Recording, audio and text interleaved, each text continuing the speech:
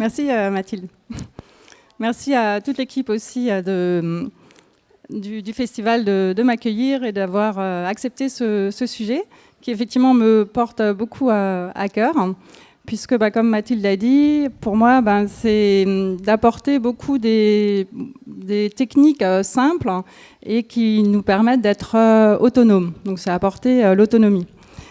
Donc d'abord j'ai commencé effectivement par faire un jeûne et c'est là que j'ai trouvé une nouvelle voie. Donc depuis j'organise des séjours de jeûne.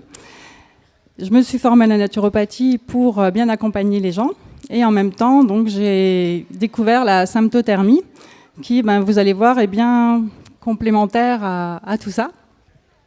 Donc c'est effectivement une méthode de contraception naturelle qui s'appelle symptothermie ou méthode des indices combinés. Donc comme on n'a qu'une heure, je vais essayer d'aller à l'essentiel.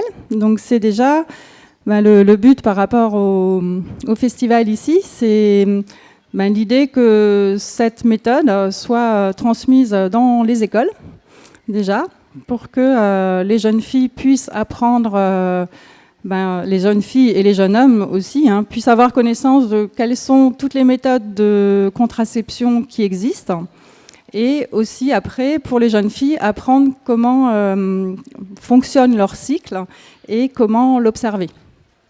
Donc vous avez un peu compris, la symptothermie c'est l'observation des cycles naturels de la femme, donc apprendre à les connaître.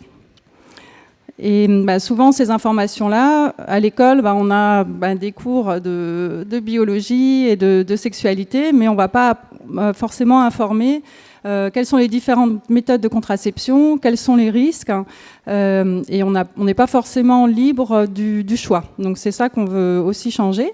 Donc c'est vrai que les meilleurs colporteurs de ça sera l'école, les médecins et les gynécos, qui sont les premiers personnes qu'on va voir pour ce genre de questions. Et sinon, maintenant, heureusement, il y a Internet. Donc, du coup, les gens nous trouvent par Internet, mais c'est souvent après de longues recherches qu'ils arrivent seulement à nous trouver.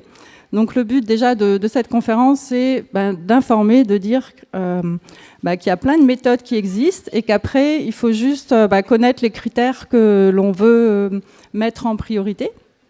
Donc, il y a bien sûr des critères pour l'efficacité. Donc, un mode de contraception, on va le choisir en fonction de son efficacité. Donc, pour ça, on ne va pas tous les passer en revue, les méthodes de contraception, sinon ça prendrait trop de temps. Mais je vais parler des principaux et puis de ceux un peu moins connus.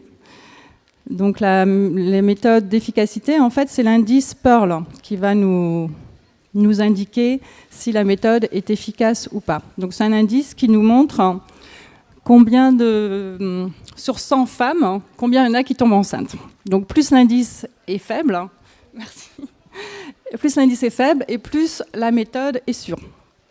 Donc c'est-à-dire si je choisis cette méthode, j'ai peu de chances de tomber enceinte. Donc moi j'en ai, mieux c'est quand on ne veut pas d'enfant. Donc ça c'est un premier critère. L'autre critère c'est le confort aussi. Donc le confort, il ne va pas être le même pour toutes.